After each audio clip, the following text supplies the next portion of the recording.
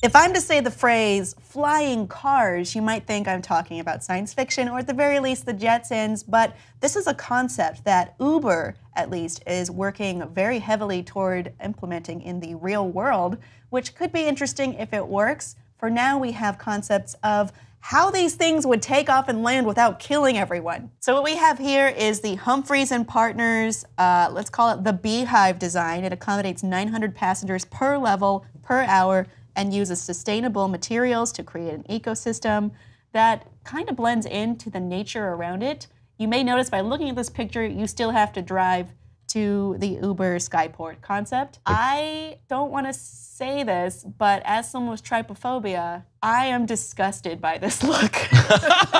Really? I hate it. I'm very uneasy and I don't know why, and that is trypophobia.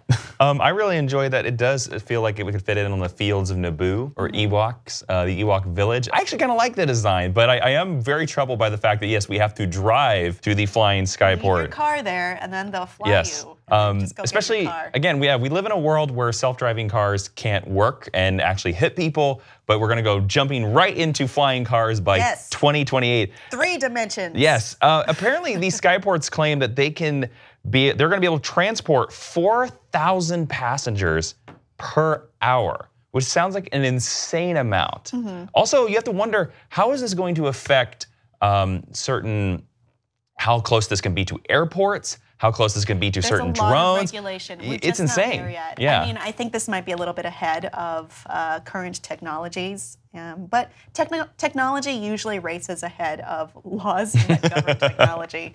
If internet hardware and software has taught us anything, let's look at another concept. This one is called, it's by Pickard Chilton, and they took the idea of Uber's Elevate project very literally. This could accommodate 1,800 passengers every hour per module, and it reminds me of Blade Runner a That's little what I was gonna say. This is Blade Runner 2028 right here. I'm kind of into it. But you still, again, look, you have to drive on the freeway to the Uber Skyport. Over the freeway, though. You know what? Forget the freeway. This is Los Angeles. To me, it is. I'd probably know. Oh, 100% is Los Angeles. I don't know what to think about this one. I really, this is an intriguing concept, but overall, I feel like this is Uber throwing an idea into the sky and hoping that it sticks. Like by hoping they're like, if we draw these pictures, guys, we're gonna have flying cars by 2028. It's gonna happen. Oh, there's a lot that we need to do. I mean, I've seen current hovercrafts, and they're not.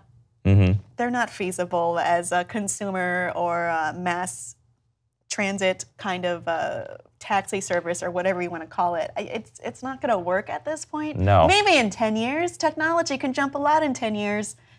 I mean, fingers crossed. I would love to live in that future where we could go to the little Skyport that takes us around the city. But to be honest with you, yeah, I don't know. I think 2028 is way too soon. There are some more concepts for this because this is a competition between different design firms. Their requirements are they need more than 4,000 passengers per hour, 3-acre footprint, and they need to meet current noise and environmental requirements. That could change in the future. We don't know, but it's nice to think about at least projecting forward as to how we're going to do transit in the very close or very far future, depending on when this happens.